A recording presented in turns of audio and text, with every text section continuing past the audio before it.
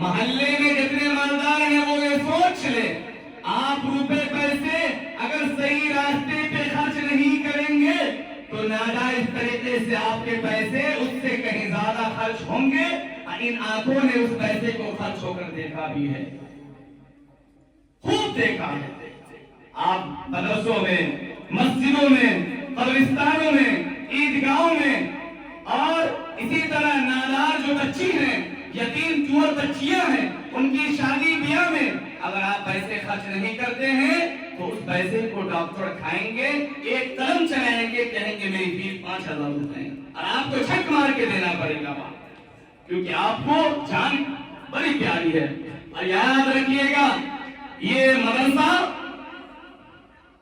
کی بنیاد سب سے پہلے عرش الہی پر رکھی گئی تھی.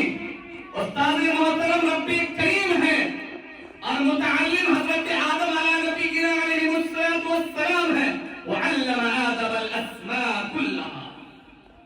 اس کے بعد جناب محمد رسول اللہ صلی اللہ علیہ وسلم صفہ کی جگہ کو دیکھیں, طالب علم ہے, صحابہ کرام اور ایگزامنر اللہ رب العزت رب کریم, اور گفٹ جو یہ شکل جو سامنے موجود ہے مڈل کی شکل میں, وہاں گفٹ رضی اللہ عنہم ورضوا عنہ ہے. ہم تم سے راضی ہو گئے, تم ہم سے راضی ہو گئے. میرے محترم بزرگوں اور دوستو, اس لیے مدرسے کی جتنی ضرورتیں ہیں ان تمام تر ضرورتوں کو پورا کرنا یہ آپ کی ذمہ داری ہے. میں پوچھنا چاہتا ہوں, کیا آپ کبھی مفتی صاحب سے پوچھا کہ مدرسے میں مہینے میں چاول کتنا خرچ ہوتا ہے, دال کتنا خرچ ہوتا ہے, سبزیاں کتنی خرچ ہوتی ہے؟ کیا ہم ہفتے میں 4 دن اچھی چیزیں کھا رہے ہیں؟ کیا ان بچوں کو اچھی چیز کھانے کو آپ نے دیا یا نہیں دیا؟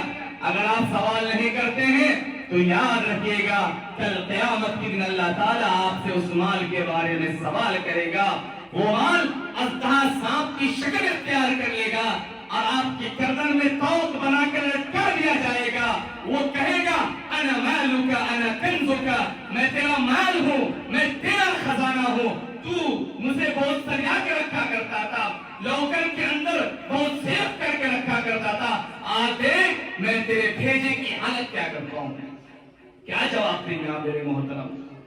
جتنا آپ کو اپنے گھر کی فکر ہونی چاہیے, اپنی بیوی بال بچوں کی فکر ہونی چاہیے, اتنا ہی نبی پاک صلی اللہ علیہ وسلم کے حدیث مبارک ہے مسجد اور مدرسے کی حفاظت, اس کی ضرورت کو آپ اپنے